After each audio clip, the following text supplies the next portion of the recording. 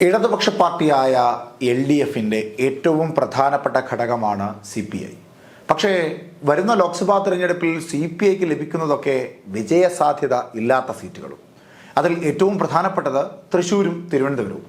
ഈ രണ്ടിടങ്ങളിലും BJPയും കോൺഗ്രസും തമ്മിലായിരിക്കും മത്സരമെന്നുള്ളത് തീർച്ചയാണ്. ഈ രണ്ടിടം ഉൾപ്പെടെ CPIക്ക് കിട്ടിയിരിക്കുന്ന എല്ലാ ലോക്സഭാ മണ്ഡലങ്ങളിലും വിജയസാധ്യത വളരെ കുറവാണ് എന്ന് മാത്രമല്ല, അത് ദേശീയ തലത്തിൽ ശ്രദ്ധിക്കപ്പെടുന്നത് കൂടിയാണ്.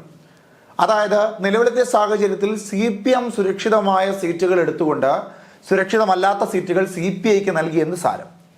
ഇതുതന്നെയാണ് കെ മുരളീധരനും മാധ്യമങ്ങളോട് പറഞ്ഞത്. സഖാവ് പിണറായി വിജയൻ 8ന്റെ പണിയാണ് CPIക്കും മറ്റ് ഘടകകക്ഷികൾക്കും നൽകുന്നതെന്ന് അദ്ദേഹം വ്യക്തമാക്കുന്നു. ഇപ്പോൾ കുരുതി കൊടുത്തുകൊണ്ടിരിക്കുന്നത് CPI ആണെന്നും ഇനി കൂടെയുള്ള ഘടകകക്ഷികളെയും കുരുക്കിലാക്കുമെന്നും അദ്ദേഹം വ്യക്തമാക്കുന്നുമുണ്ട്. നമുക്ക് അദ്ദേഹത്തിൻ്റെ വാക്കുകൾ കേൾക്കാം. തൃശ്ശൂർ ഏതാണ്ട് CPIനെ കുരുതി കൊടുക്കാൻ തീരുമാനിച്ചു.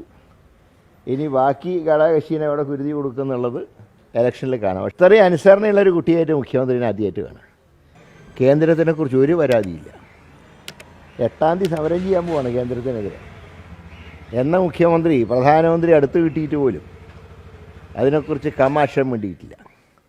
അപ്പോൾ അന്തർധാര വ്യക്തമായി കഴിഞ്ഞു. തൃശ്ശൂർ ഏതാണ്ട് CPIനെ കുരുതി കൊടുക്കാൻ തീരുമാനിച്ചു.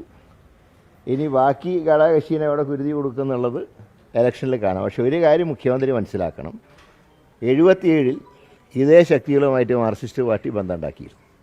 അന്ന് വട്ടപൂജയാണ് പാർലമെൻറ്റിലേക്ക് കിട്ടിയത്. അത് ഇത്തവണ ആവർത്തിക്കുന്നുള്ള കാര്യത്തിൽ സംശയമില്ല. അപ്പോൾ ഞങ്ങൾ ഈ ലോക്സഭ ഇലക്ഷൻ ഞങ്ങളുടെ മുദ്രാവാക്യം പിണറായി മോഡി അവിശുദ്ധ കൂട്ടുകെട്ടിനെ പരാജയപ്പെടുത്തുക. ഏതായാലും ആ അന്തർധാരയാണ് എയർപോർട്ടിലും മറ്റും കാണാൻ കഴിഞ്ഞത്. ഇത്രയും അനുസരണയുള്ളൊരു കുട്ടിയായിട്ട് മുഖ്യമന്ത്രിനെ ആദ്യമായിട്ട് കാണാം. ഞങ്ങളെ കാണുമ്പോൾ ചീറി കടിക്കാൻ വരുന്ന ആൾ അനുസരണയുള്ള ഒരാട്ടിൻകുട്ടിയായിട്ട് മോഡിയുടെ മുമ്പിൽ നിൽക്കുകയാണ്. അത് ഇതിനു വേണ്ടിയിട്ടാണ്. ഈ കുരുക്കിൽ നിന്ന് ഊരിപ്പോരാനുള്ള തന്ത്രത്തിൻ്റെ ഭാഗമാണ്. അതേതായാലും നടക്കില്ല, ഞങ്ങൾ തുറന്നു കാണിക്കും. അതുകൊണ്ട് ഞങ്ങൾ പറയുന്നു, തീർച്ചയായിട്ടും അന്വേഷണം നടത്തണം. കോടതിയുടെ മേൽനോട്ടത്തിൽ അന്വേഷണം. ഇപ്പോൾ പല കേസുകളും അനക്കവുമില്ല. ലാവലിനെ ഏതാണ്ട് പോയി. കരുവണ്ണൂരിനെ കുറിച്ച് ഒന്നും കേൾക്കാനില്ല. അപ്പോൾ ഇത് വിരട്ടി കാര്യം നേടുക.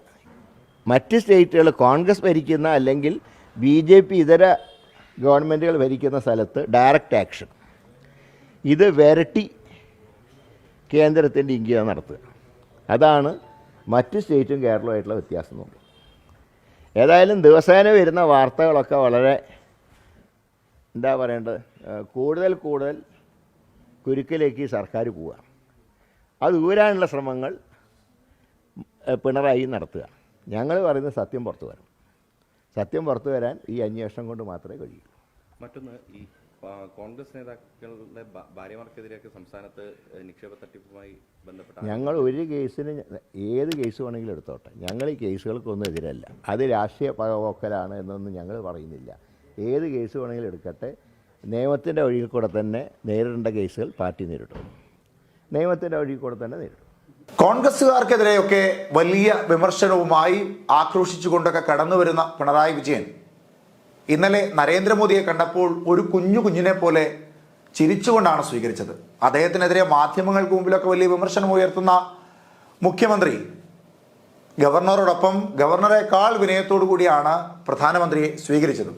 അത് മാധ്യമങ്ങളിലൂടെ വ്യക്തമായതുമാണ്. ഇവിടെ മുരളീധരൻ ചോദിക്കുന്ന ചോദ്യങ്ങളും വളരെ കൃത്യമാണ്.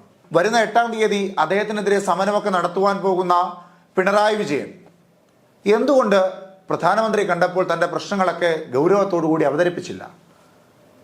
അതിനു പകരം അദ്ദേഹം അവിടെ ചെയ്തത് ഒരു കുഞ്ഞിനെ പോലെ ചിരിച്ചുകൊണ്ട് സ്വീകരിക്കുകയായിരുന്നു. ഇനി വരുന്ന ലോക്സഭാ തെരഞ്ഞെടുപ്പിൽ BJPയോടൊപ്പം സഖ്യം ചേർന്നുകൊണ്ട് കുറേ സീറ്റുകൾ പിടിച്ചെടുക്കാം എന്ന് ധാരണയുണ്ടെങ്കിൽ അത് മാറ്റിവെക്കണമെന്നൊരു സൂചനയും അദ്ദേഹം നൽകുന്നുണ്ട്. 77-ൽ പണ്ട് BJPയുമായ ഒരു സഖ്യമുണ്ടായിരുന്നു നിങ്ങൾക്ക്. അതിൽ വട്ടപൂജ്യമായിരുന്നു ലോക്സഭയിലേക്കുള്ള സീറ്റുകളുടെ എണ്ണം എന്ന് ഓർമ്മപ്പെടുത്തുന്നുമുണ്ട്. അതുകൊണ്ട് അത്തരത്തിലുള്ള കാട്ടിക്കൂട്ടലുകൾക്കൊന്നും പോകണ്ട എന്നൊരു താക്കീത് പറയാതെ പറയുന്നുമുണ്ട്. CPIയെ വരുന്ന ലോക്സഭാ തെരഞ്ഞെടുപ്പിൽ ഒതുക്കി കേരള കോൺഗ്രസിന് ബലമുള്ള പാലയിലടക്കമുള്ള ഇടങ്ങളിൽ തോമസ് ചാഴിക്കാടൻ അടക്കമുള്ള നേതാക്കന്മാരെ പൊതുവേദിയിൽ വെച്ച് ആക്ഷേപിച്ച് അവരെയും തളർത്തി. ഇനി കൂടെയുള്ള ഘടകകക്ഷികൾക്ക് അടുത്തടുത്തടുത്തായുള്ള നമ്പറുകളിൽ ഓരോ പണി വരുന്നുണ്ടോ എന്നും കെ മുരളീധരന്റെ വരികളിൽ വ്യക്തമാണ്.